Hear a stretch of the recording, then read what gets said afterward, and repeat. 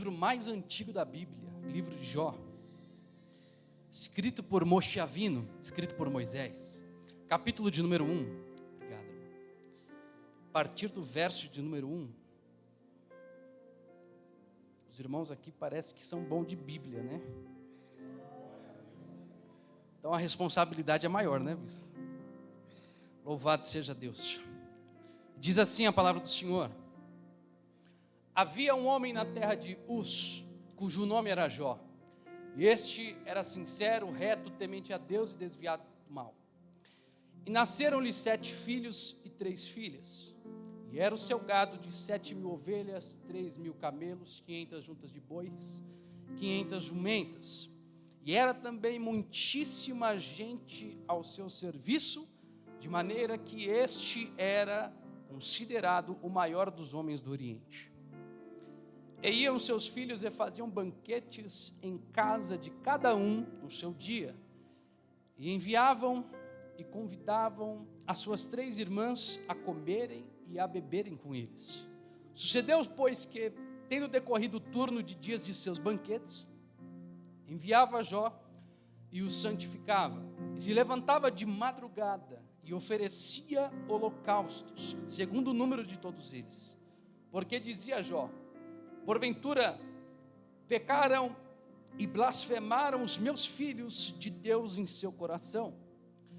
Assim fazia Jó continuamente. É vindo um dia em que os filhos de Deus vieram apresentar-se perante o Senhor, veio também no meio deles, ou na sua Bíblia pode estar entre eles, Satanás. Então o Senhor disse a Satanás: de onde vens? E Satanás respondeu ao Senhor e disse: de rodear e de passear pela terra. E disse o Senhor a Satanás: observaste tu meu servo Jó? Porque ninguém há na terra semelhante a ele, homem sincero, reto, temente a Deus e que se desvia do mal. Então respondeu Satanás ao Senhor e disse: porventura teme a Jó a Deus em vão ou debalde? Porventura não o cercaste de bens a ele e a sua casa, e a tudo quanto tem? A obra das suas mãos abençoaste, e o seu gado está aumentando na terra. Mas estende a tua mão e toca-lhe em tudo o que tem, se verás se não blasfema de ti na tua face.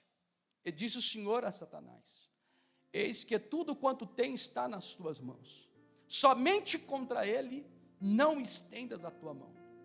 E Satanás saiu da presença do Senhor. E sucedeu um dia em que os filhos e as filhas comiam e bebiam vinho na casa de seu irmão primogênito, que veio o mensageiro a Jó e disse-lhe: os bois lavravam e as jumentas pasciam junto a eles. E eis que deram sobre ele os sabeus e os tomaram, e os moços feriram ao fio da espada, e eu somente escapei para lhe trazer esta nova.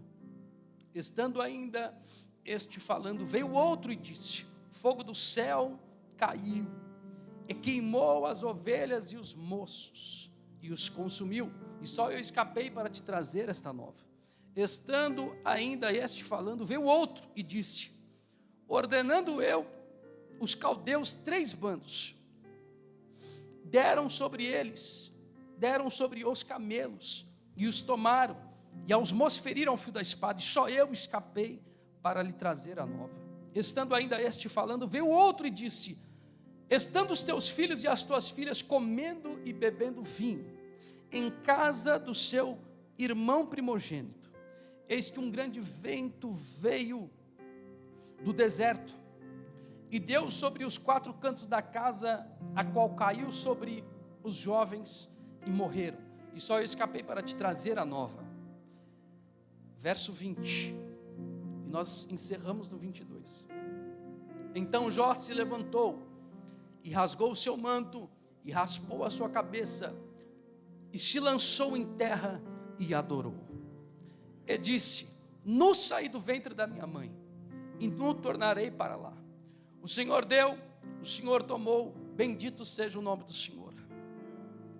22. Em tudo isto Jó não pecou, nem atribuiu a Deus falta alguma. Para a glória do Senhor. Aleluia. Pode tomar os vossos assentos. Irmãos, em primeiro lugar, quero agradecer ao nosso Deus Criador, a Yahvé, ao Senhor Jesus Cristo, o nosso Mashiach, ao Espírito Santo de Deus da verdade, pela oportunidade de dar razão à existência da minha vida. É bem verdade que talvez todos nós tenhamos motivos, ou tenhamos um único motivo, que nos dá razão para a existência. Eu acredito que eu tenha motivos para acreditar na razão da minha existência. O primeiro motivo da minha vida, que é o que eu sempre menciono, é que mais uma vez eu estou aonde eu deveria de estar. E eu não digo aqui no púlpito, propriamente dito, onde eu estou agora. Eu digo que mais uma vez, pela graça do Senhor, pela misericórdia, pelo amor incondicional que Ele se manifesta todos os dias para conosco, porque do contrário, seríamos todos nós consumidos. Eu acordei e eu me lembrei que eu ainda sou crente. Eu ainda tenho salvação garantida. A minha casa ainda está remida no sangue do Cordeiro. Eu ainda tenho oportunidade de adorar. E a Bíblia não nos deixa mentir, porque a Bíblia diz assim: tudo que tem vida, louve ao Senhor.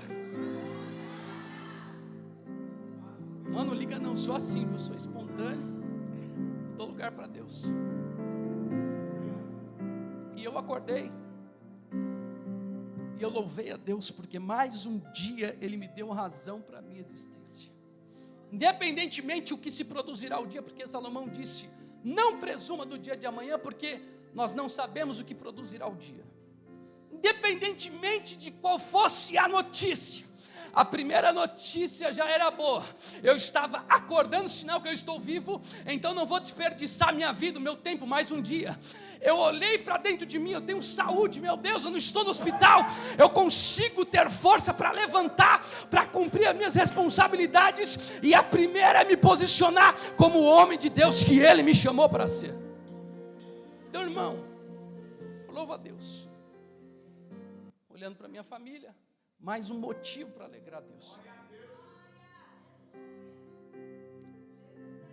Motivo do meu casamento, do meu matrimônio, daquilo que Deus gerou no seu coração e nos entregou, uniu os propósitos de Deus na terra. Então louvo a Deus pelo meu matrimônio, pela minha esposa, que é o meu braço direito. Já dizia um dos presidentes dos Estados Unidos da América, que um homem, ele não vai muito longe sozinho. E também que por detrás de um grande homem sempre existe uma grande mulher. Então louva a Deus, irmãos, porque você pode ser o mais proeminente pregador, você pode se assemelhar ao maior missiólogo que a história da igreja já viu, lembrando das apenas 17 cartas ou epístolas do Novo Testamento que ele vai escrever, dos 27 livros do Novo Testamento, ele escreve só 17. O apóstolo Paulo, Shaul de Tarside, Paulo de Tarso. Você pode ser, irmão, o homem mais usado de Deus na face da terra, mas quando você pisa dentro da sua casa, se a sua casa estiver destruída, de nada adiantou você ser um grande instrumento nas mãos de Deus, porque você vai conduzir a muitos para o reino dos céus, mas você e a sua casa, quase que talvez, isso seja uma certeza, você conduzirá eles para o lago de fogo de enxofre. Então louvo a Deus pelo que eu tenho no anonimato, pelo que eu tenho lá, porque eu não preciso falar a respeito, eu preciso testificar daquilo que eu vivo.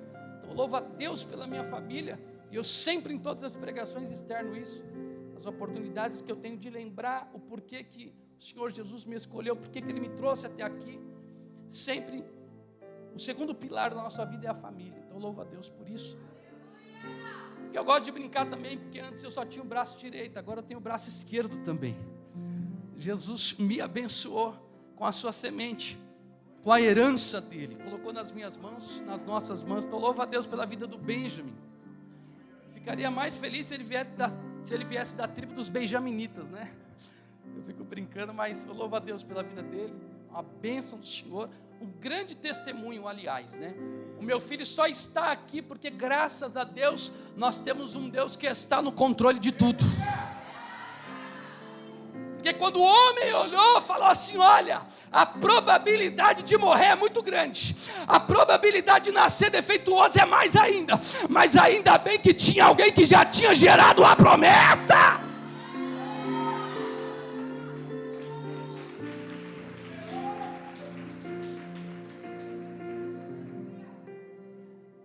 E ele tinha dito: vai nascer e vai ser para minha honra, vai ser homem de Deus, vai ser profeta, vai caminhar as nações, vai dar testemunho do meu nome.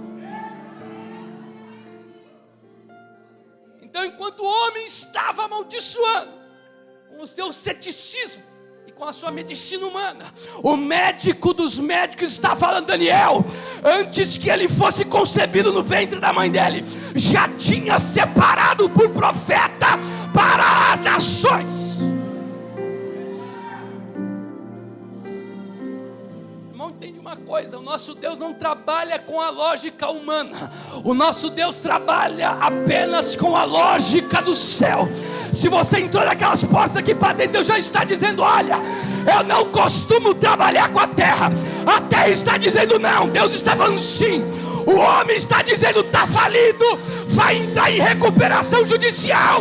Mas o meu Deus está falando: calma, porque ainda vai cantar o hino da vitória. Meu Deus,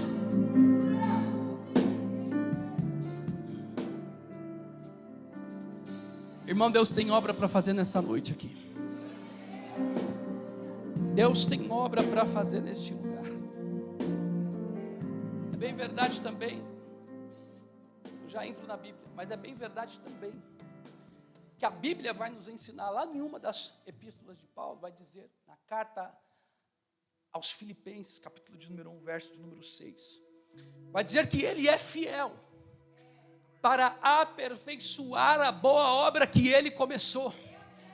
Então, às vezes a gente se prepara, a gente quer se dedicar, a gente tenta, porque, irmão, a gente não nasce sabendo, a gente tenta se instruir na palavra do Senhor, a gente tenta virar um douto, talvez, um culto, um instruído na palavra, a gente tenta buscar e alcançar os dons espirituais. A vida está lá também cheia de responsabilidades, é dia a dia, é trabalho, meu Deus, mas eu acredito que mesmo nas nossas falhas, irmãos, o que eu preciso aqui mostrar para os irmãos não é dom, o que eu preciso aqui mostrar não é palavras de eloquência, eu não preciso te persuadir, eu só preciso entregar aquilo que Deus está ministrando na minha vida. Irmão, entende isso?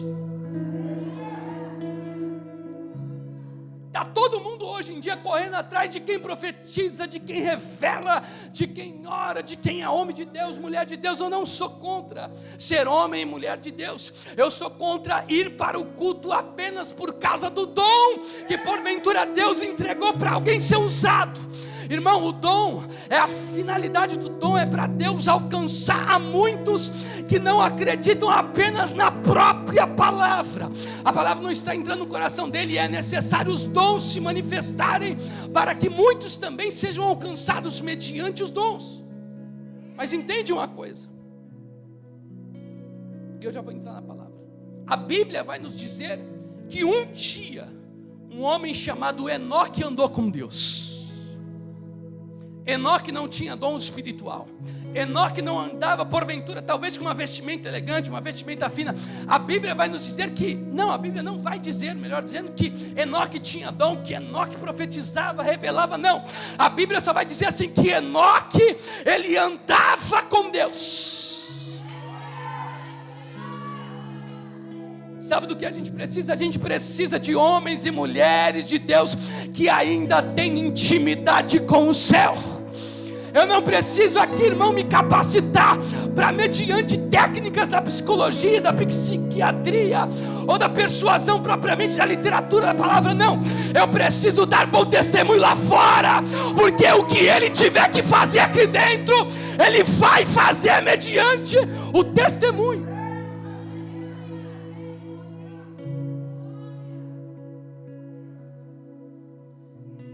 Enoque tinha intimidade com Deus. Enoque tinha relacionamento com Deus. É o necessário. E antes de mais nada, também quero agradecer aqui pela vida da pastora Carla. Louvado seja Deus pela sua vida, pastora. Pela vida do nosso bispo Edivaldo. Acertei? Oh, glória. Adevaldo, misericórdia, não vou voltar mais. Adevaldo, amém. Nome difícil, né? Nome chique é assim, né?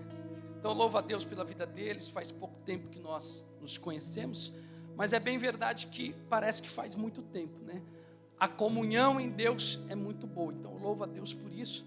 Louvar a Deus também pela vida dos nossos irmãos e amigos também aqui, a evangelista Elaine, mulher de Deus, bênção de Deus também, tá? O Jefferson, nem sei se o Jefferson está aqui, está lá fora, amém, louvado seja Deus pela vida dele.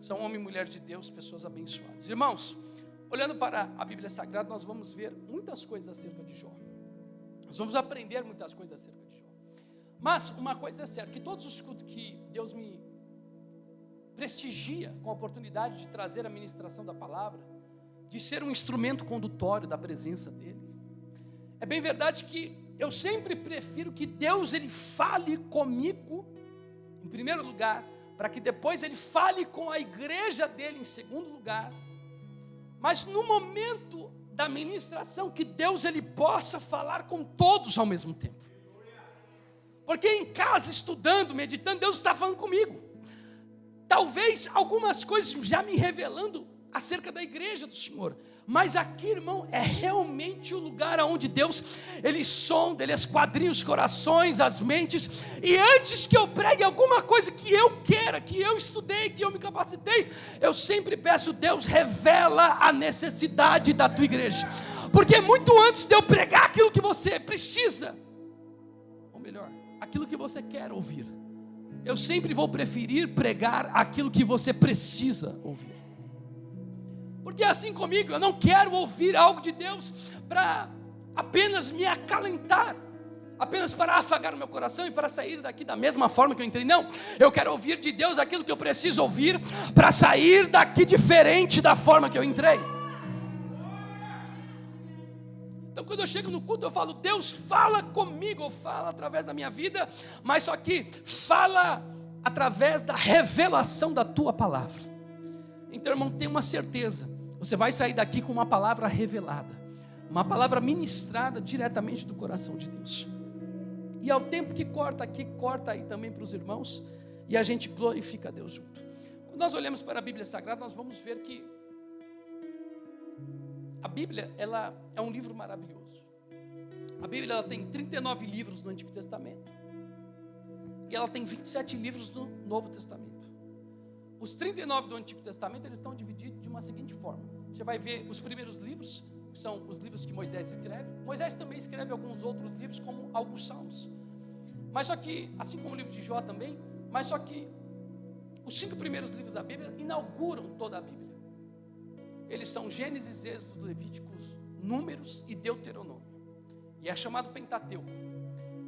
É bem verdade que em seguida disso vem aquela chamada parte histórica da Bíblia. A parte histórica vai vir Josué, Juízes, Ruth, 1 e 2 Samuel, 1 e 2 Reis, 1 e 2 Crônicas, Esdras, Neemias, Esther. E depois a gente vai entrar na seção poética da Bíblia. Vai vir os livros de Salmos, Provérbios, Eclesiastes e Cantares de Salomão. E depois a parte profética. A parte profética compreende de Isaías até Malaquias. Aí encerramos o Antigo Testamento. E agora, para entrar no Novo Testamento, vem um período entre 2 testamentos que se chama período neoclássico, ou período neotestamentário, período veterotestamentário. Os teólogos inventam vários nomes. A questão principal é que entre um testamento e outro, ou a antiga aliança e a nova aliança, nós temos 400 anos em que Deus ele não quis se manifestar para com o povo. Deus não respondia mais oração, Deus não fazia aparições por teofania, Deus ele não se manifestava mais, Deus não correspondia mais aos sacrifícios que eram ofertados diante dele. E depois nós temos agora o Novo Testamento. O Novo Testamento é uma construção mais bela ainda do que o Antigo. O Novo Testamento ele inicia com os 4 evangelhos, Mateus, Marcos, Lucas e João. Aí nós temos um único livro histórico, que é o livro de Atos dos Apóstolos. E depois nós temos todas as epístolas, que se dividem em alguns homens como Pedro, Paulo, João. E aí nós temos as epístolas pastorais, universais e paulinas. E um único livro em grego, chamado Apocalipse, e em hebraico chamado Razão, mas ambas as palavras significam revelação. Que é o que eu creio que Deus vai fazer aqui nesta noite. Aí você porventura está se perguntando, mas irmão Daniel, por que você está me falando como que a Bíblia se divide, como que é o panorama da Bíblia? Por causa que, irmão, eu não posso estar em um culto e não pregar acerca de Bíblia. Eu não posso estar em um culto e não pregar acerca de Cristo. Então, duas coisas talvez você vai perceber na minha pregação. A primeira é que o culto ele tem que ser bibliocêntrico.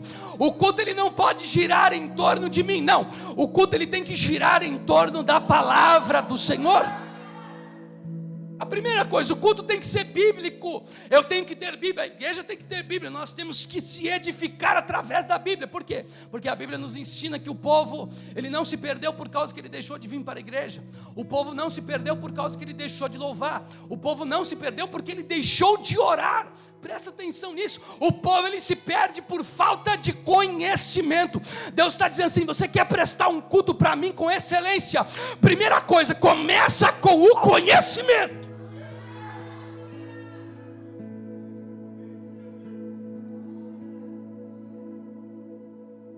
E depois eu posso até destrinchar isso na vida de Jó. Mas o culto também ele não pode apenas ser bíblico, ele tem que ser cristocêntrico. Irmão, evangelho sem Cristo não é evangelho. Evangelho sem Cristo não gera salvação. Irmão, o evangelho tem que ter Cristo. Sabe por quê? Porque antes de qualquer coisa que você pense em pedir para Deus, o primeiro propósito de você entrar por aquelas portas e permanecer aqui nesse ambiente de adoração, a primeira preocupação que você tem que ter é se a sua salvação ainda está garantida. Irmãos, a gente vai aprender que Jó, quando ele olha para a família dele, assim como talvez ele olhava para os irmãos que se reuniam em congregação naqueles tempos, ainda que não houvesse a lei de Moisés, ainda que não houvesse uma regulação de como prestar culto a Deus, a primeira preocupação que Jó ele demonstra quando ele olha para a família dele é se todo mundo estava sacrificando, se todo mundo estava adorando, se todo mundo ainda permanecia nos caminhos do Senhor. E por que disso? Para não se perder a salvação em Deus. Então você entrou aqui com N problemas. E todos nós temos os nossos problemas. Não quero os meus porque eu não quero os seus. Porque cada um vive a prova que tem que viver. Porque você não suporta a minha prova, não suporta a sua. E você está passando, e eu estou passando, aquilo que é permissão da soberania do nosso Deus. Não é um acaso que você está passando. Tem propósito para aquilo que você está passando. E Deus está dizendo: olha, esquece os problemas e garante mais um dia que você vai restaurar o altar que Ele confiou nas suas mãos.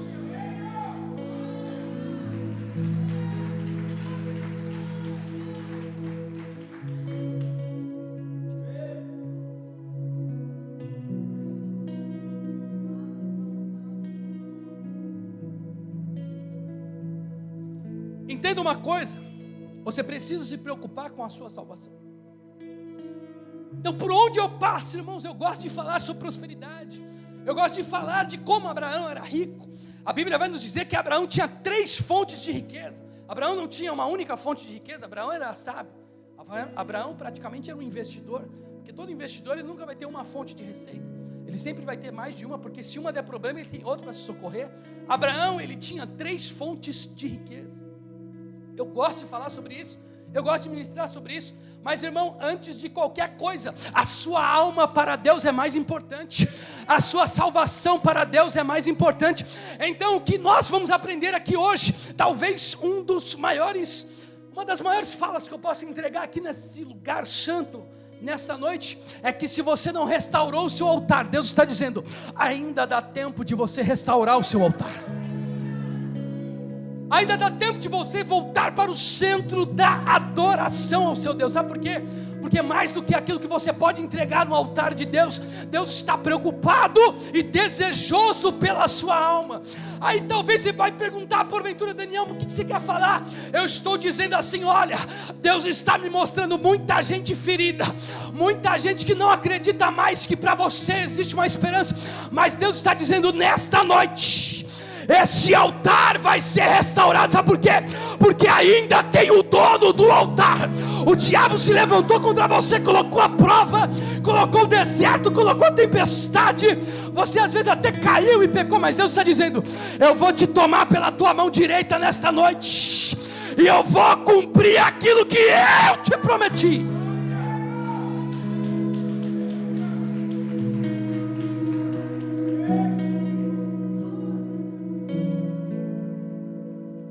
Sabe qual é o objetivo? O objetivo é a salvação das almas. O objetivo é a preocupação com as almas. É bem verdade que existe a maior profecia bíblica que eu acredito.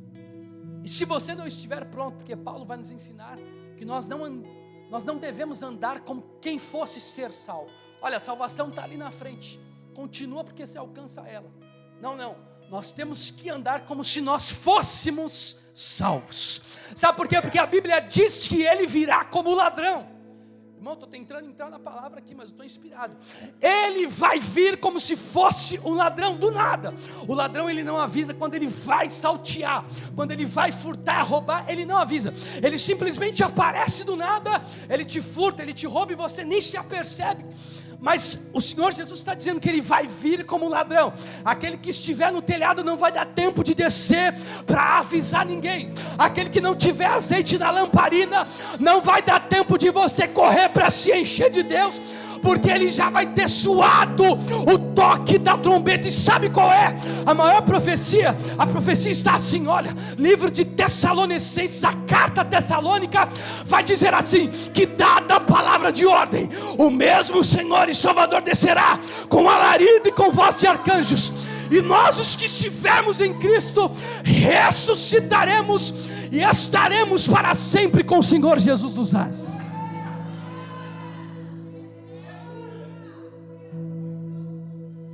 Irmão, entende uma coisa: eu não posso pregar nada antes de introduzir salvação. Deus está falando que dá tempo ainda de você restaurar o seu altar. Sabe por quê? Porque o diabo quer que as pessoas pensem que, olha, o pecado que eu cometi é muito grande. Ou não, às vezes você não cometeu o pecado, você entrou numa zona mais perigosa do que o pecado. Porque a Bíblia vai nos dizer que o cair é do homem e o levantar é de Deus. Porventura você cai, você peca, você transgride o mandamento do Senhor, mas Ele sempre está lá com a mão estendida, para lembrar para você que Ele foi aquele que pagou os nossos pecados com preço de sangue na cruz do Calvário. Então antes, na antiga aliança, no Velho Testamento, existia para todo aquele que pecava condenação. O sacerdote, ele tinha que se apresentar puro como oferta para remir, para expiar aquele pecado do povo, da pessoa. Mas só que quando Jesus Cristo vem, Ele consuma a obra daqueles homens falhos que exerciam o sacerdócio, e Ele inaugura um novo tempo, dizendo assim: olha, porventura se você pecar, saiba de uma coisa, existe um advogado que é fiel.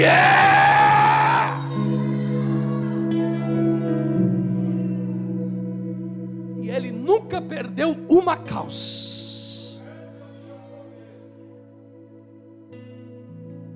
Mas aí você pensa ainda, porventura, Daniel, mas o acusador se apresentou, o Ministério Público se apresentou para me acusar acerca dos meus pecados.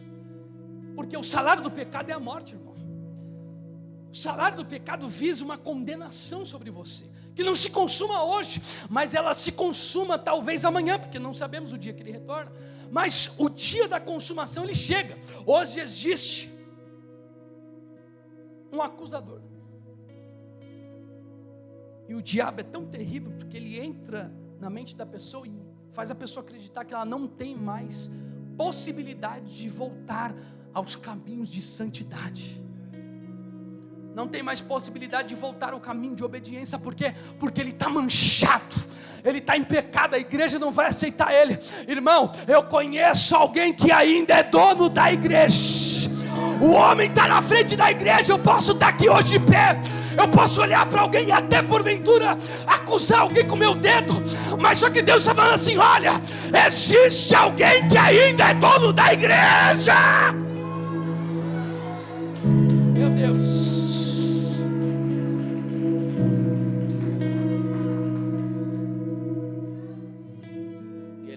dizendo: volta, volta porque ainda dá tempo.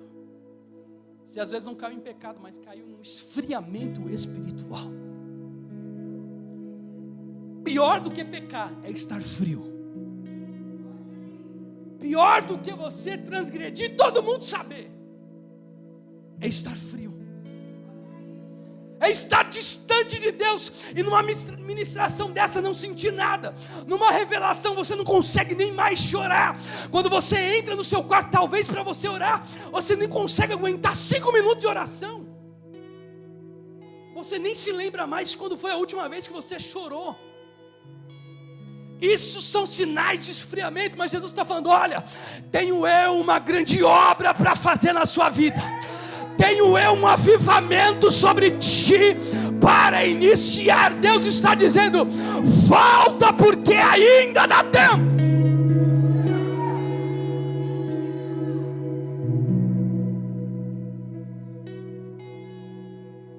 Mas olhando para a Bíblia Sagrada, vamos falar acerca do texto que nós fizemos menção na leitura hoje.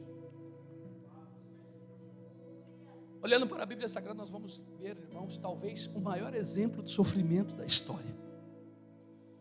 Eu não sei se você já parou para refletir na sua vida, qual foi o dia de maior sofrimento que um dia você foi submetido, às vezes pelos seus próprios atos, das quais um dia se chegou à consequência, ou às vezes por uma situação de força maior.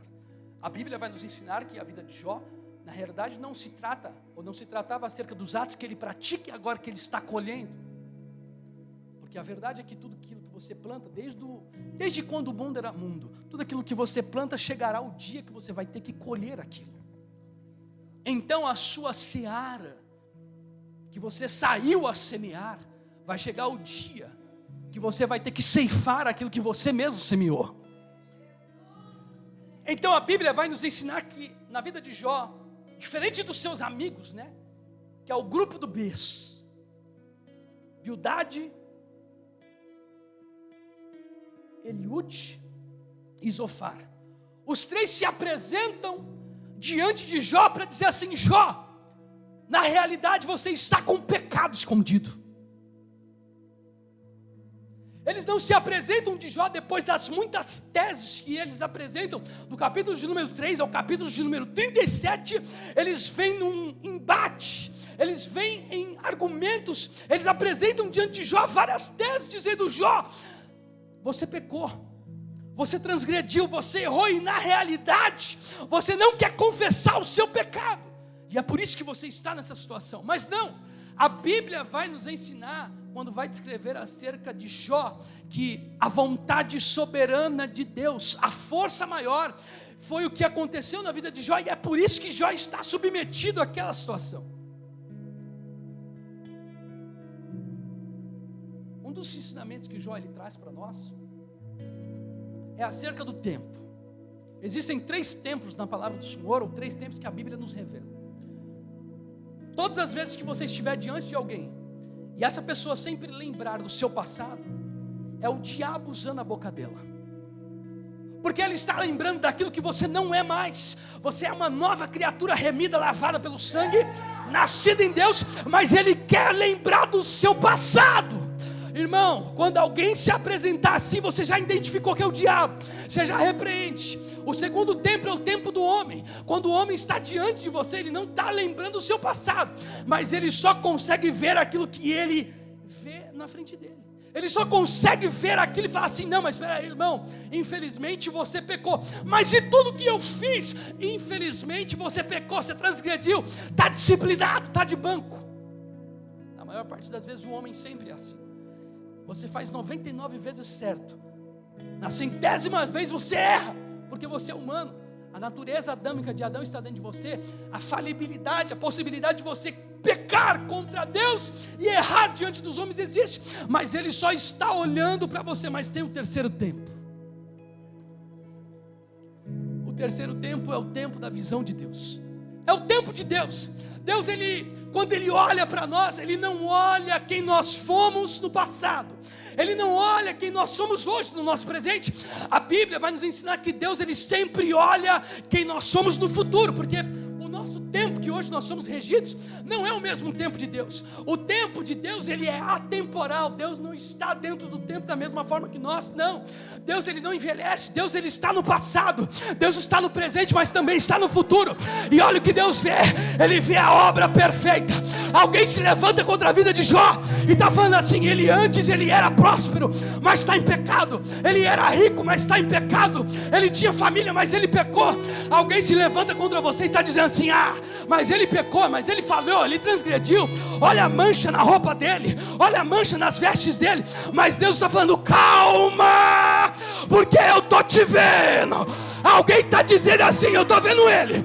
Mas Deus está falando: quem está te vendo sou eu. E Deus está dizendo: eu estou vendo uma obra perfeita. Eu estou vendo um banquete. Eu estou vendo um hino. Eu estou vendo um culto de adoração. Qual é essa adoração? É o culto de ação de graças. E o banquete que Deus vai te prestigiar na presença dos seus inimigos.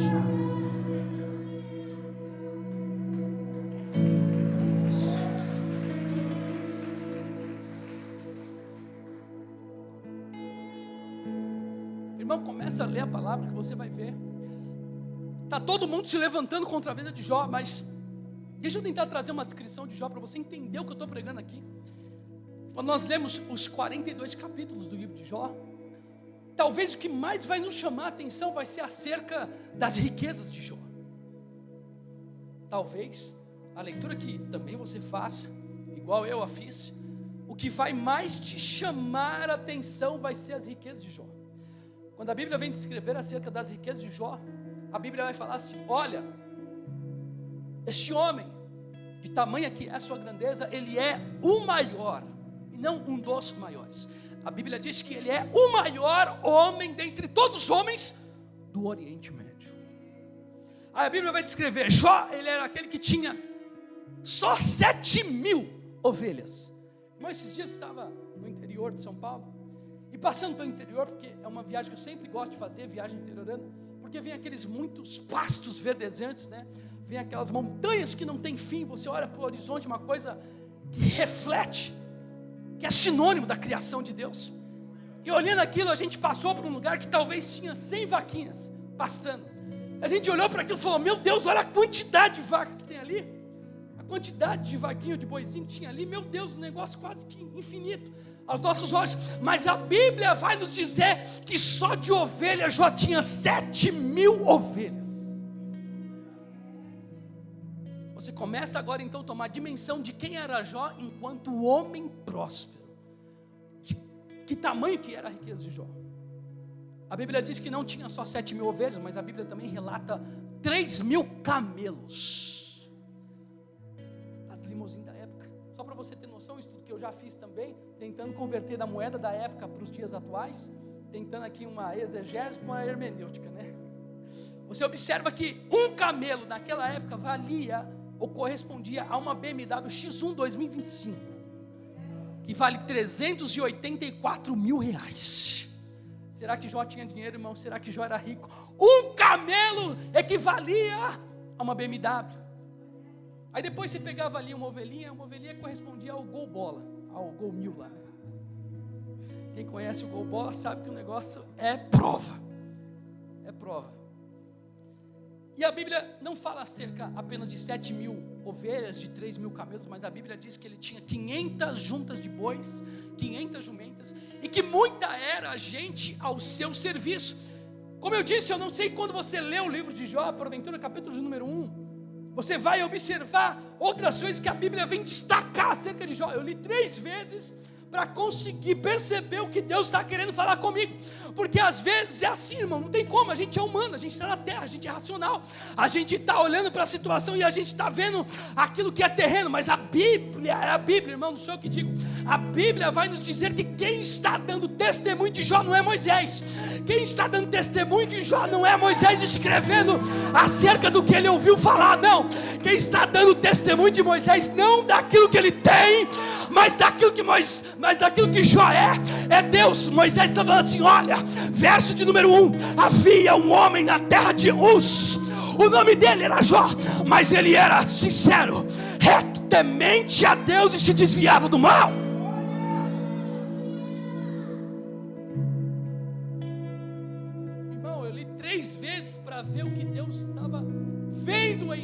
que Moisés agora também, inspirado pela inspiração divina, escrevendo o texto bíblico, ele está dizendo: olha, este homem aí, antes dele ser rico, ele tem caráter. Antes dele ser alguma coisa dentre os homens da terra, ele tem caráter. Sabe o que Deus está dizendo? Eu não sei se você tem, se você não tem. O que importa para Deus não são os seus bens. Deus está dizendo, o que ainda importa para Deus. Mas irmão, a gente está no século 21. Irmão, para o inferno, século 21. Sabe por quê? Porque a Bíblia vai nos dizer que agora o que está sendo enaltecido por Deus não é as riquezas de Jó. O que está sendo enaltecido por Deus é o caráter de Jó. Oh, meu Deus.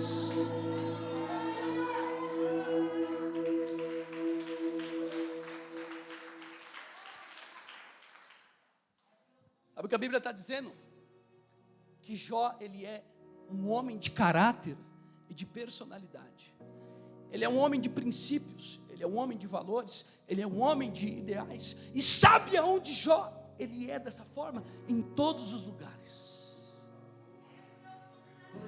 Porque muitos querem ser esse tipo de homem aqui apenas quando eles estão sendo vistos por todos os homens.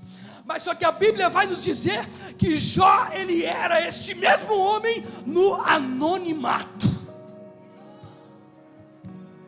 Irmão, pergunto para você porque perguntei para mim, eu sei a minha resposta. Deus está aqui diante de você agora te oferecendo todas as riquezas que Jó tinha, o equivalente a que Jó tinha. Mas Deus também, em paralelo, Ele te oferece quem era Jó diante dos olhos dele, acerca do caráter e da personalidade. E você tem o direito de escolher. Se fosse você hoje exercendo o seu livre-arbítrio, o seu direito de poder decidir sobre circunstâncias, o que você decidiria? Ficaria com as riquezas de Jó ou ficaria apenas com o caráter de Jó? Sabe o que a minha Bíblia vai dizer? A minha Bíblia, nas palavras do nosso Senhor Jesus Cristo, vai dizer assim: olha, o homem se apresenta diante de Jesus, tendo ele muitas posses, ele era rico. Aí Jesus, ele olha para ele, e ele já sabe que, porque o próprio rico declara para ele, que aquele homem, sendo rico, ele cumpria todos os mandamentos. Aí Jesus, sabendo do que estava dentro do seu coração, fala: vai, pega tudo que tem, vende, reparte com os pobres e volta para me seguir. Diferente daquele endemoniado que Jesus não deixou ele seguir e falou: vai para a cidade para dar testemunha acerca do que eu fiz. Este homem, Jesus falou: agora você vai, vende, reparte entre todos e vem para me seguir. Agora a Bíblia vai nos dizer que aquele homem, o semblante de alegria vai embora, ele se entristece, ele abaixa a sua cabeça e ele recua e ele sai da presença de Jesus. Sabe por quê? Porque o coração dele não estava em Deus, mas estava nas riquezas. Aí Jesus vai nos ensinar que quão difícil é que um rico ele entre no reino do céu. Seria mais fácil que um camelo passasse na ponta ou através de uma agulha. A verdade que Jesus está dizendo é que aquele que é apegado à riqueza, ele não entra no reino dos céus. Não tem possibilidade de um camelo passar na ponta de uma agulha. Jesus está dizendo: olha, aquele que está apegado à terra, ele não consegue entender sobre salvação, ele não consegue restaurar o altar dele, ele não consegue cultivar o dia a dia, o altar dele com a presença do Senhor. E o que ele está nos ensinando? Uma lição difícil, mas uma lição necessária, que aqueles que são terrenos, eles acumulam os bens terrenos, aonde os ladrões minam e roubam, as traças corroem. Aí Jesus vai nos ensinar assim: acumuleis, pois, tesouros nos céus, nem os ladrões minam e roubam, e nem a traça corrói.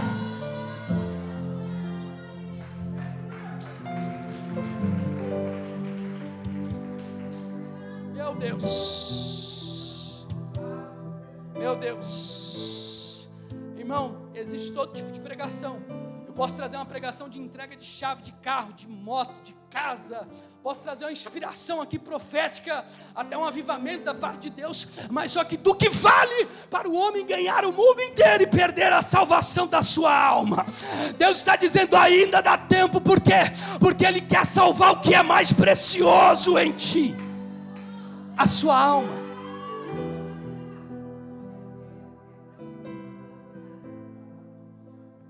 Irmãos, eu quero tentar discorrer aqui as 5 perspectivas acerca do livro de Jó, e tentar aqui entregar o máximo que Deus colocou no meu coração. É bem verdade, quando a gente divide a vida de Jó em 5 partes, fica bem mais fácil. A primeira parte vai tratar acerca do caráter de Jó. A segunda, das riquezas de Jó.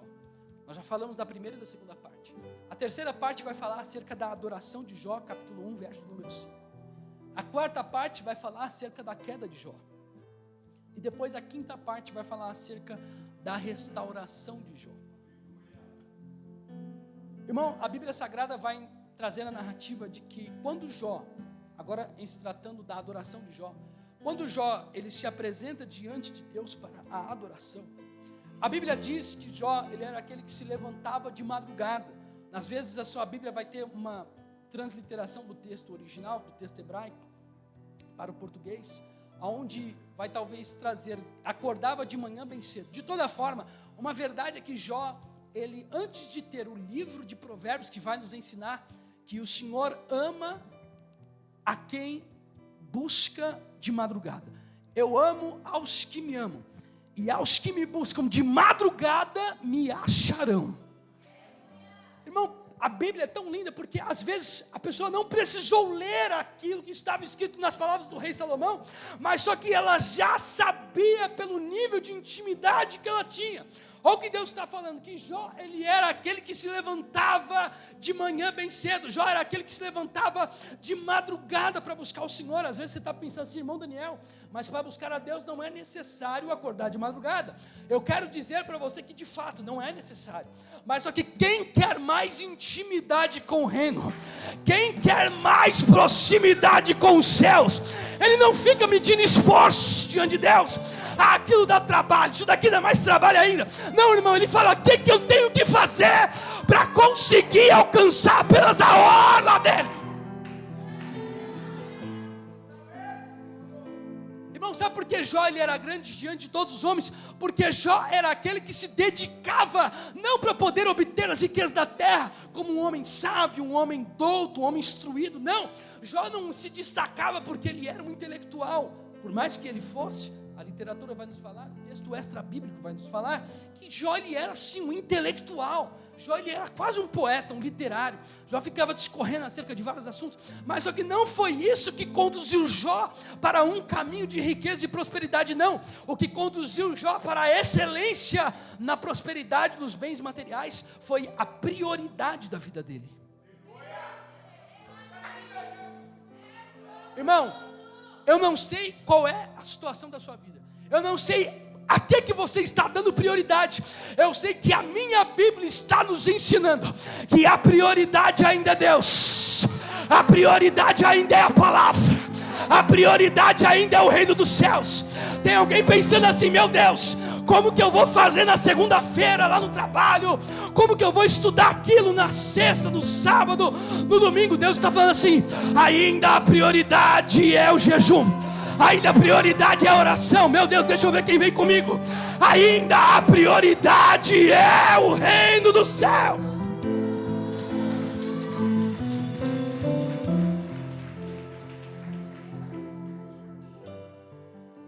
Isso daqui é verdade. Às vezes você está priorizando a terra, mas Deus está dizendo para você assim, que a prioridade é os céus. Todas as vezes que eu priorizei a terra, testemunho da minha vida, obrigado, Deus sempre fechou todas as portas para mim. Quando eu priorizei a terra, eu falei, vou estudar, vou me capacitar, vou me intelectualizar. Deus sempre fechava as portas para mim. Não conseguia promoção, vinha alguém mundano, não tinha nem metade do conhecimento e passava na frente e a oportunidade era dele. Eu não sei como que está a sua vida, mas eu estou dizendo, irmão, depois de 12 anos de evangelho, de conversão, ainda que seja pouco, me trouxeram algumas experiências. A primeira delas é, quando eu priorizo a terra, eu me torno terreno, eu me torno um homem carnal. Deus está falando assim, reverte este quadro, para de andar olhando para a terra, como se você fosse um porco, e começa a olhar para os céus. Deus te chamou como águia.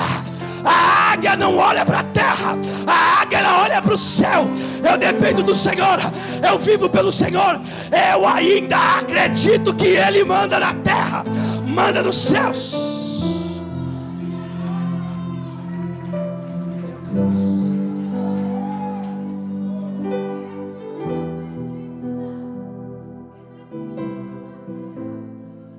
E sabe qual é a sensação que o diabo quer colocar? Ô bispo, o diabo quer colocar a sensação assim, ó. Peraí, irmão, meu trabalho, todo respeito, é uma coisa que depende de dedicação absoluta. Um estudo árduo previamente, e depois na hora de executar uma dedicação absoluta. Porque num erro, acabou, não tem nem como às vezes reverter. E às vezes o risco para reverter é muito alto e ainda piora a situação, agrava a situação. Todas as vezes que eu queria me dedicar para os céus, agora eu vou abrir a campanha, 3 horas de oração por dia. Igual o Daniel, manhã, tarde e noite, vou para o monte, vou ler mais 3 horas de Bíblia, vou meditar, vou buscar os dons espirituais, vou me espiritualizar, eu vou me desprender da terra, desligava celular, fazia tudo. Quando eu começava a buscar, os problemas da terra começavam a aparecer. Quando você aciona os céus que está dentro de você, porque irmão, você não é feito apenas da terra. A Bíblia vai nos dizer que depois que Deus ele forma o homem da terra, vem um sopro do céu, meu Deus, e assopra sobre a narina. O homem que era de barro, ele era inanimado, agora ele tem vida, agora ele é pleno em Deus. Olha isso que terrível. Você só é um ser não inanimado por causa que Ele soprou o fôlego de vida em você.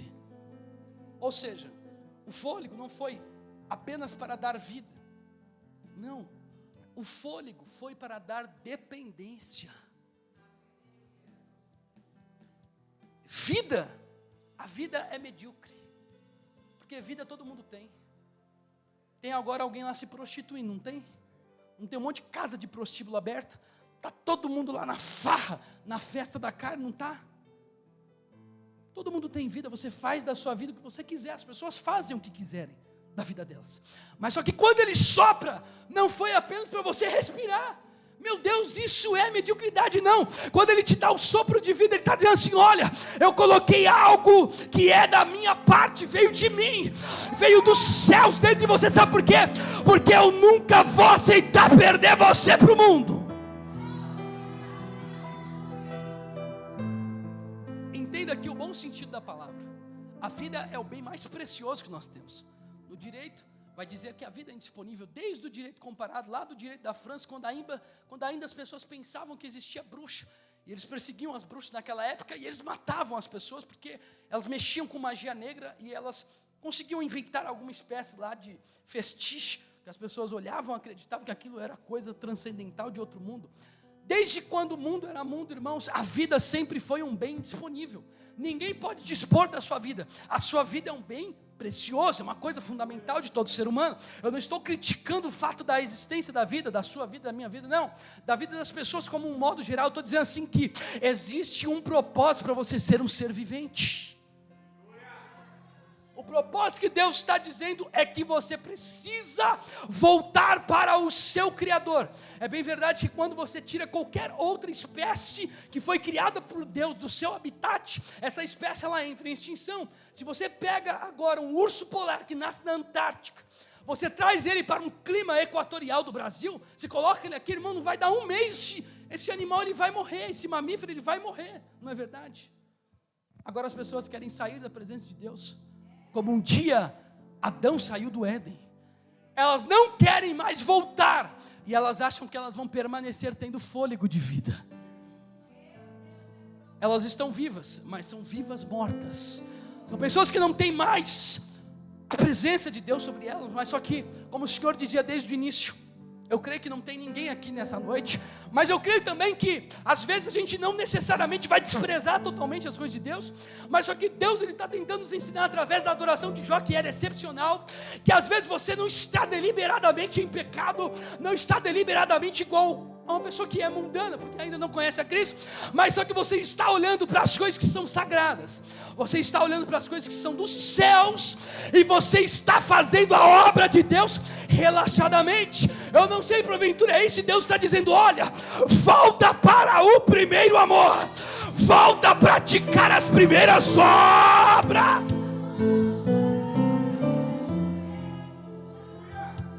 Irmão, você sabe o que é praticar as primeiras obras? Meu Deus do céu. Irmão, vou te falar uma coisa. Nas loucuras das experiências que Deus me deu, eu já pedi demissão. Cheguei lá na segunda-feira, não quero mais. O que você vai fazer, irmão? Muitas vezes, não quero mais. O que vai fazer? Eu vou buscar a face do meu Deus. Sempre assim. Como assim? Como é que você vai subsistir? Deixa nas mãos de Deus. Eu sabia que tinha lá o seguro-desemprego, né? Mas amém, era um tempo para conseguir buscar a presença de Deus, a face de Deus, e todas as vezes que eu fiz isso, é porque eu sabia que eu estava entrando na carnalidade, eu estava deixando as obras de Deus de lado, e querendo apenas as coisas mundanas, porque os homens ao meu redor estavam me olhando, estavam me enaltecendo, estavam dando tapinha nas costas, estavam falando bem ao meu respeito, e eles estavam me trazendo perto deles, e eu estava me distanciando, meu Deus, mas até que um dia, graças a Deus, eu aprendi a estar no meio deles, mas não ser igual a eles, a estar no meio deles e não ser influenciados por eles. Graças a Deus que hoje eu posso tramitar no meio deles, e eles estão olhando, e eles estão vendo: ali vai um verdadeiro homem de Deus.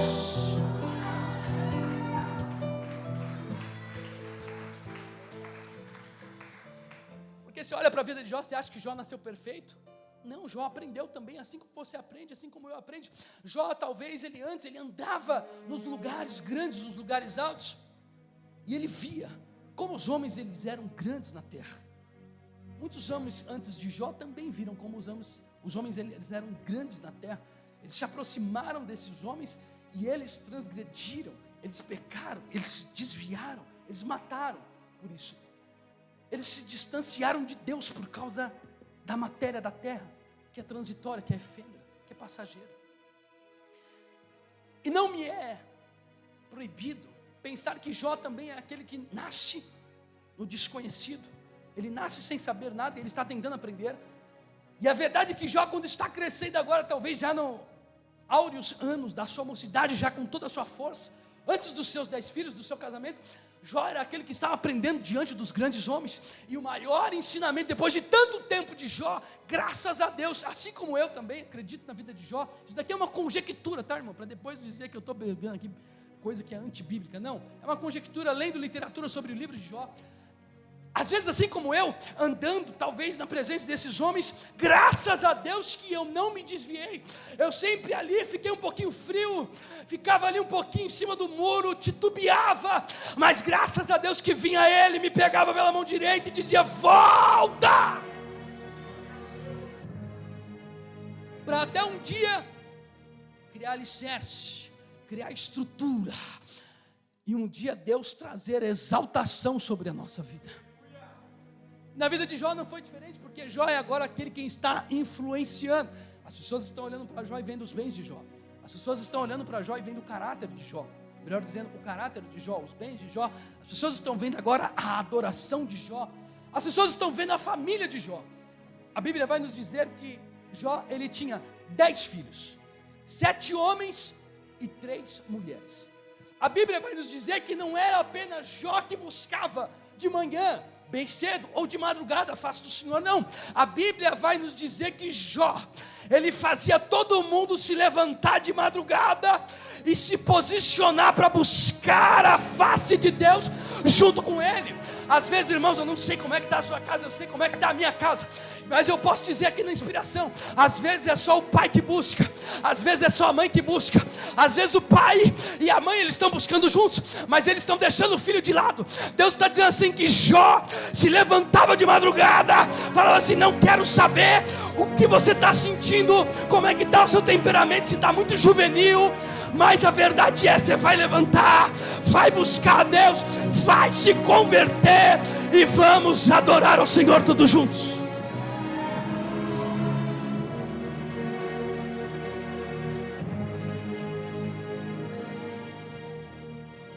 Irmão, não existe isso de buscar sozinho. Eu sou homem de Deus, eu tenho uma família, eu tenho mulher, eu tenho um filho. Eu sou homem de Deus, sai pregando pelas igrejas por aí, ô bispo, sozinho. Meu Deus do céu. Não sabe a brecha que você está abrindo, meu irmão. Não, estou lá, sou homem de Deus, eu não prego nas igrejas, mas eu estou aqui, na oração, estou no monte ou não. Estou aqui em casa mesmo, no secreto, ali no meu quarto, estou buscando a Deus. O homem está lá, ó, pelejando na oração, e a mulher está lá assistindo TV, como se nada tivesse acontecendo dentro da casa dela. Não, irmão, Deus está falando, família não é de um, ou família não é composta apenas por uma pessoa, não. Família, irmão, é pai, é mãe, é filho, é todo mundo junto no altar de Deus.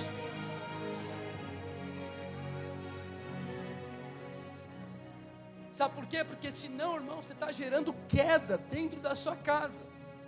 Você está abrindo uma brecha para o diabo trabalhar dentro da sua casa, irmão. Quando talvez, porventura, ainda você não seja casado, você está num período ali de namoro, tentando, às vezes, orar para escolher certo, escolher bem. No namoro, no noivado, e depois no casamento, aí não tem mais volta. Com quem você casou, você vai ter que conseguir levantar um altar diante de Deus. Se casou com a atribulada, irmão, se prepara, porque a sua guerra vai ser grande. Se casou com a atribulada, irmão, ela gosta de estudar, né? Ela tem tanta formosura, ele gosta de estudar, ele é trabalhador, ele é tão bonito, meu Deus, mas não busca a Deus. Chuta que é macumba, irmão.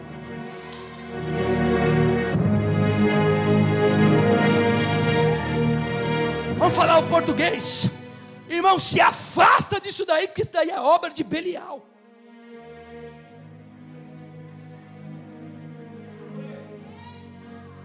É verdade, quando Jó ele vai escolher agora a sua esposa, ele escolhe uma esposa atribulada. Imagine para o homem ser homem de Deus dentro de uma casa de uma mulher atribulada. Meu Deus do céu, graças a Deus, Deus é minha testemunha, e a minha esposa está aqui também. Graças a Deus que eu não arrumei uma atribulada, e graças a Deus que ela não arrumou um atribulado. Porque, irmão, o negócio é estreito. A esposa, a mulher não quer vir para o culto. Vice-versa, o homem não quer vir para o culto. Como é que faz? Aí Jó, ele erra na escolha da esposa. A Bíblia vai nos dizer que depois que... Aí eu vou tentar descrever aqui a queda de Jó. A Bíblia vai nos dizer que agora chega um dia terrível da vida de Jó. Nós falamos sobre adoração. Só lembrando que Jó, ele oferecia sacrifício por todos eles. Holocausto. Não existia a lei de Moisés, mas Deus revelou para Jó: vai me oferecer holocausto. Vai prefigurar o Messias. Vai representar dentro da matéria de cristologia a pessoa de Cristo, as páginas de Jó. E a Bíblia diz que Jó oferecia holocausto por cada um dos filhos. Mas a Bíblia não menciona que Jó oferecia holocausto sobre a mulher, ou pela mulher. A Bíblia não menciona. Eu posso, na conjectura dos meus pensamentos, humildemente, pensar que Jó era aquele que não oferecia holocausto pela mulher. Ponto final. Por quê? Porque Jó sabia com quem ele casou. Aquilo ali não convertia nem com 100 holocaustos, irmão. Ou melhor, perdão, aquilo ali não convertia nem com 3.000 bois, igual Salomão ofereceu. Pensou você matar 3.000 bois, se eu não estou errando aqui no número? 3.000 bois mortos só para converter a mulher não quer se converter. Aí a Bíblia não está me ensinando que Jó, ele era aquele que sacrificava também pela esposa. Não, ela era boa para poder ser a procriadora do lar. Isso é verdade, ela não era a mulher que receberia uma mancha de maldição, assim como aconteceria na vida de Ana. Mas o Deus dos deuses cerrou a madre, mas depois do tempo certo, liberou a madre de Ana e liberou agora um profeta, que era sacerdote, juiz, profeta. Entende uma coisa? Talvez ele não oferecesse, a Bíblia diz, não diz. Então vamos ficar aqui com o que Jó fazia, ok. Mas aí chega o dia da queda de Jó. Meu Deus, isso dá, irmã, dá calafrio. Porque às vezes a gente passa por umas provas, e eu sei que o negócio é barra, é difícil.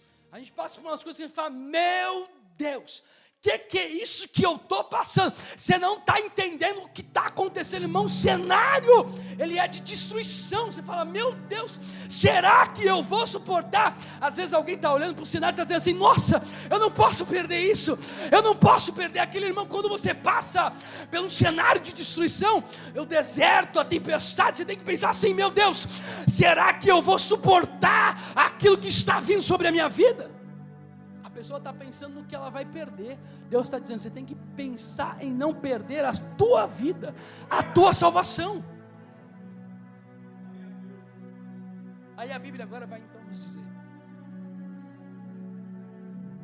que os sabeus, um dos povos circunvizinhos à terra de Uz, se levanta contra os servos de Jó no campo, e eles arrebatam em uma única oportunidade os bois, os 500 bois que Jó possuía, assim como também as jumentas. Mas só que quando você olha o texto bíblico, a Bíblia começa a narrativa acerca dos bens de Jó com 7.000 ovelhas, 3.000 camelos, 500 juntas de bois. Terceiro lugar vem juntas de bois, e depois em quarto lugar vem as jumentas. Mas só que na hora de tirar de Jó, quando o inimigo se levanta, depois que ele se apresenta diante de Deus, e Deus dá testemunha acerca de quem era Jó, em relação ao seu caráter, e o inimigo desce agora dos céus, que é o terceiro céu, ele desce, se apresenta diante da terra e toca em toda a casa de Jó, tanto nos bens como na família. A Bíblia diz agora para nós que são os bois que estão tirados em primeiro lugar. Aí você me pergunta, mas Daniel, o que tem a ver isso? Porque primeiro as ovelhas, depois são os bois. Ao invés de ser ovelhas, camelos, bois, jumentas. Não, primeira coisa que o diabo toca são os bois. Sabe por quê? Porque na época que Jó oferecia holocausto diante de Deus, Jó não oferecia ovelha, Jó não oferecia camelo, Jó não oferecia jumenta, Jó oferecia bois. Quando a prova se levantou contra a vida de Jó, a primeira coisa que o diabo pensou foi tocar naquilo que é adoração. A primeira coisa que ele quis tirar de Jó não era o caráter dele, não eram as riquezas dele, era a adoração que Jó tinha diante de Deus. Meu Deus, você está sentindo Deus? Eu estou sentindo Deus aqui.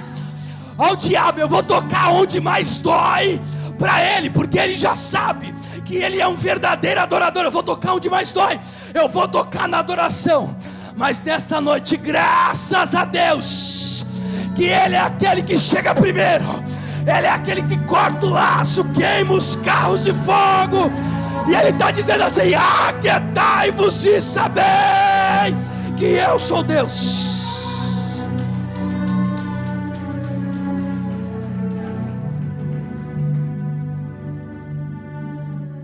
Irmão, quer tocar nos carros, quer tocar nos cavalos, quer tocar em tudo, quer tocar nos seus bens de hoje, pode tocar, fica à vontade. Pode tocar por mim, não toca qualquer coisa, mas não toca na adoração. Irmão, isso aqui é muito forte, vou tentar prosseguir aqui, mas a Bíblia vai nos ensinar, lá no Novo Testamento, né, no Antigo Testamento, que a salvação ainda ela é individual. A salvação ainda é individual. Então dentro da sua casa está todo mundo servindo a Deus. Talvez 2 ou 3 não querem mais, se desviam, se esfriam, não sei. Mas só que a Bíblia vai nos dizer que no grande dia, a salvação é individual. Eu amo a minha esposa, eu amo meu filho, mas só que se a trombeta tocar, Deus examina o coração deles e não o meu. Então a salvação permanece sendo para sempre individual. Eu não consigo salvar a minha casa, quem dirá os irmãos da igreja? Mas a Bíblia vai nos dizer, para tentar partir aqui para o fim, que Jó, ele é aquele que está perdendo tudo. Ele perde então os bois, as jumentas, depois as ovelhas, porque a Bíblia vai nos dizer que depois dos sabeus tomarem juntas de bois de Jó, e assim como as jumentas, agora vem fogo do céu e consome de uma única vez 7.000 ovelhas. Irmão, pensa a pessoa vendo esse cenário, tem uma campina verde, está 7.000 ovelhas pastando, do nada vem fogo do céu. Por isso que a gente diz, né, que nem tudo aquilo que reluz é ouro.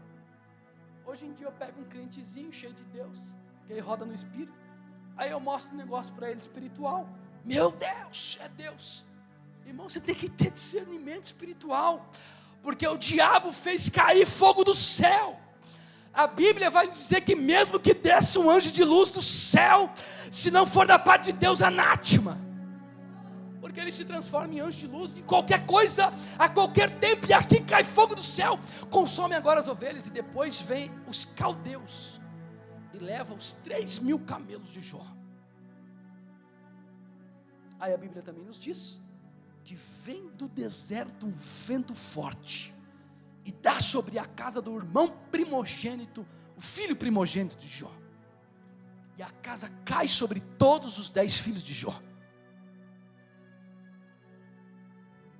Está tudo perdido, está tudo em ruínas, mas agora vai chegando um de cada vez. São 5 homens que se apresentam diante de Jó, e dizem: Jó, aconteceu isso, e só eu escapei para te comunicar essa notícia. Aí agora a Bíblia vai nos dizer, verso 20, verso 21, verso 22, que quando Jó ele ouve tudo isso, ele olha agora para aqueles homens. A Bíblia diz que Jó ele estava sentado, então ele se levanta. Quando ele se levanta, a Bíblia diz que ele rasga o seu manto em humilhação, ele raspa a sua cabeça, ele se joga, ou ele se lança em terra, e a Bíblia diz que Jó adora ao Senhor. Será que eu e você conseguiríamos, irmão, receber de uma única vez tanta notícia ruim e ainda assim adorar o Senhor?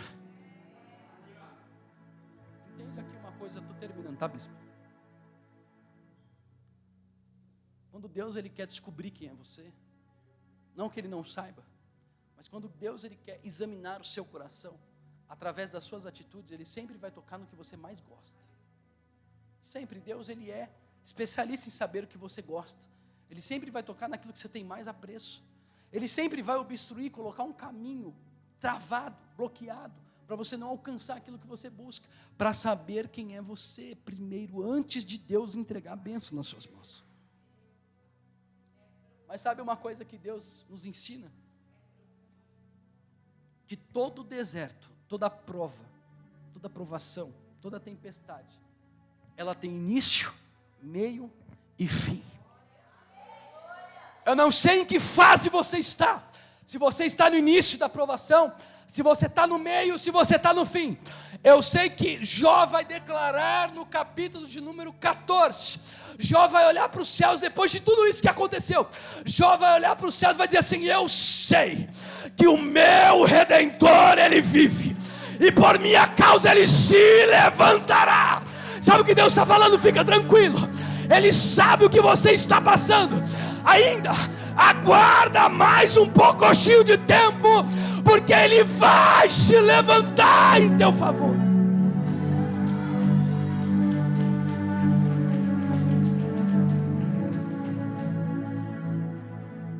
E para encerrar, irmão, porque o meu tempo já foi embora já. Para encerrar,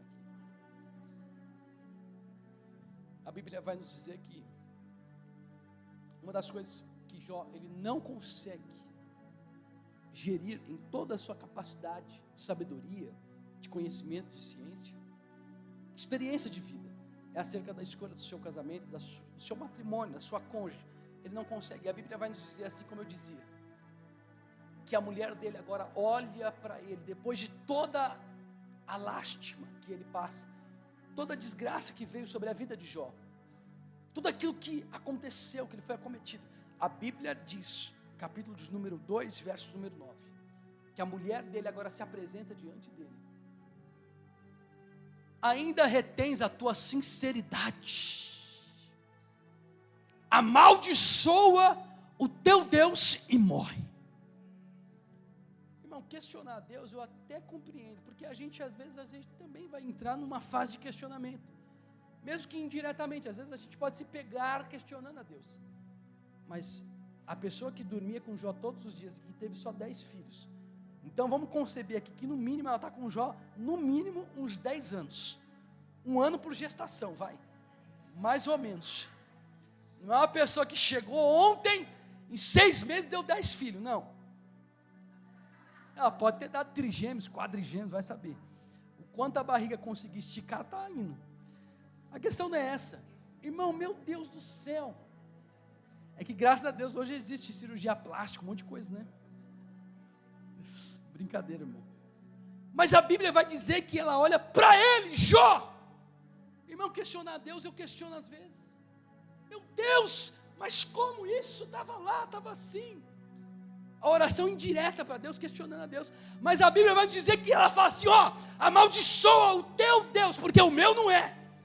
Então agora eu entendo que, peraí, é por isso que ele não oferecia sacrifício por ela, que ela já não queria. Então como é que você vai dar pérola para porco? Eu não dou não, irmão. Quer Deus, vem comigo, não quer? Sinto muito, lamento. Graças a Deus que eu recebi uma profecia assim, ó irmão, eu via você subindo e descendo, pegando avião, indo para lá, indo para cá. Eu falei, meu Deus, profecia forte essa, ficou mais forte ainda. Mas eu via uma pessoa com você, a sua esposa. Ela ia você ia para cima, ela ia atrás de você. Ia para baixo, ela vinha junto de você. Eu falei, oh, glória a Deus. Vai gostar de adoração, vai gostar de obra. Já tá bom, Deus. Acabou. Irmão, porque a escolha envolve vários fatores, né? Desde a beleza à feiura. E outras coisas que nos agradam ou incomodam, irmão. Isso é verdade. Esse negócio de amor à primeira vista, ele existe, viu? É verdade isso daí, irmão. É verdade. É que você tem que estar no espírito. Porque a Bíblia diz que aquele que é espiritual, tudo discerne, de ninguém é discernido.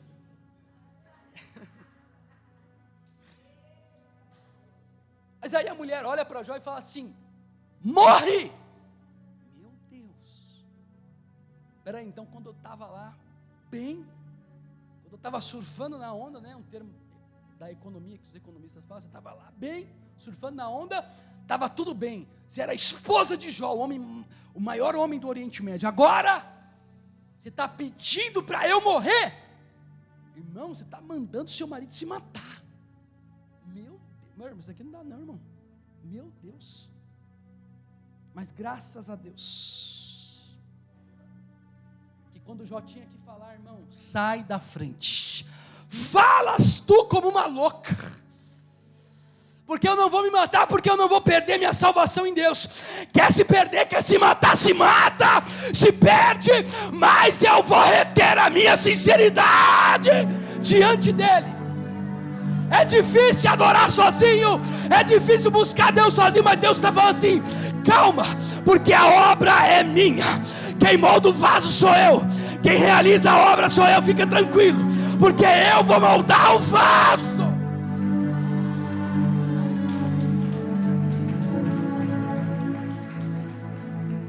Amém, eu vou encerrar aqui, fica tranquilo, aprende uma coisa.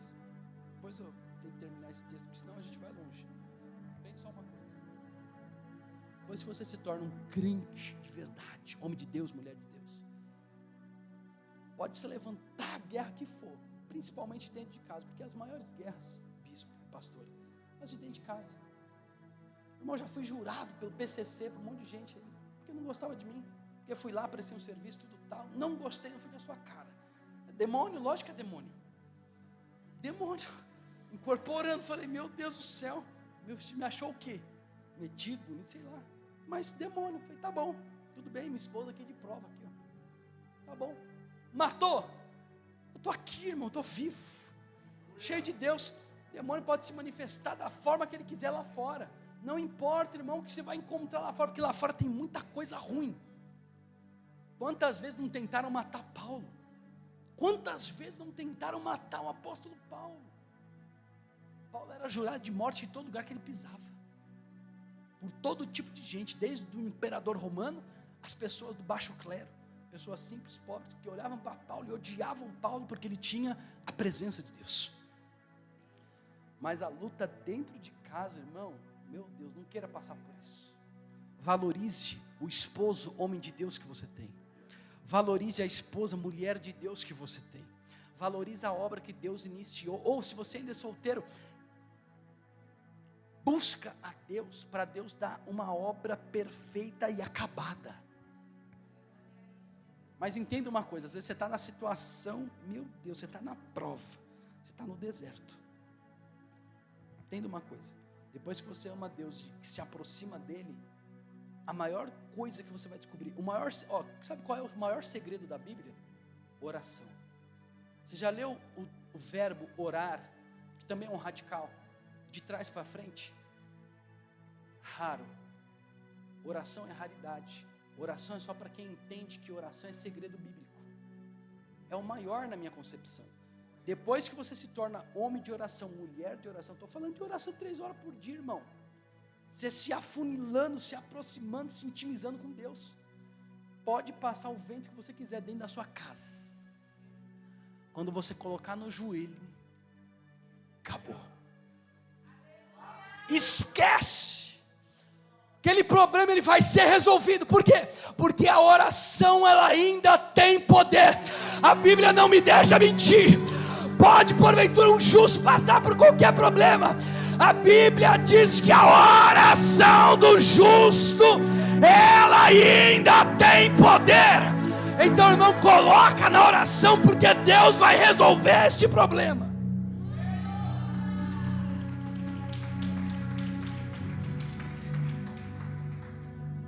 E aí encerro. Capítulo 42, verso de número 2. Bem sei que tudo podes, e nenhum dos teus pensamentos pode ser impedido. Porque depois de 37 capítulos, 3 amigos questionando a Jó, dizendo: tem pecado escondido. O capítulo de número 38 vai dizer assim, que Deus agora ele brada do céu, através de um redemoinho. São 37 capítulos sofrendo. 37 capítulos que o diabo fez uma arruaça. Ele cirandou a vida de Jó, a família. Ele cirandou nos bens de Jó. Mas no 38 Deus se levanta através de um redemoinho e ele brada. E agora a Bíblia vai dizer que Jó, ele recebe o capítulo 42 da parte de Deus. Sabe por quê? Porque tudo aquilo que o diabo destruiu, Deus está dizendo: eu vou reconstruir. Alguém olhando para a vida de Jó e dizendo assim: Jó, acabaram-se todos os seus banquetes, porque era um por semana, 7 dias da semana, na casa de cada filho, do primogênito ao menor. Alguém está olhando para Jó: Jó, acabaram os banquetes. Agora no capítulo 38 Deus está dizendo assim: vai voltar a ter banquete. Tinha parado as festas, mas agora vai voltar. Senão não para. Eu quero externar de Deus aqui, que eu estou saindo daqui de posse do meu milagre. Estou saindo daqui com a palavra revelada dos céus. Saiba disso. O seu Redentor ele vive. E no tempo certo, na forma certa, ele se levantará pela sua causa. E o seu estado final vai ser a dupla honra do que o seu estado inicial. É por isso que a Bíblia também nos diz acerca da glória da segunda casa. Ela não será apenas melhor, ela será maior do que a da primeira. Porque Deus agora brada sobre a vida de Jó e só diz assim: Jó, você tinha quantas ovelhas? 7.000. Agora você tem 14. 3.000 camelos, 6.000 camelos. Bois e jumentos, tinha 500 de cada, agora tem 1.000. Agora os filhos voltam, são 10 filhos, que agora a esposa retorna, arrependida. Arrependida não, meio interessada nos bens, né? Vamos lá. E agora Deus devolve para Jó tudo aquilo que um dia ele desejou no seu coração. Irmão, saia daqui tendo a certeza. Às vezes o dia para você pode ser tempestade, mas a tempestade não dura para sempre. Vai acabar esse dia ruim. E eu quero ver você sentado numa mesa no deserto, na presença dos teus inimigos, cantando o hino da vitória em culto de ação de graças a Deus. E as palmas louvam o Senhor, amém?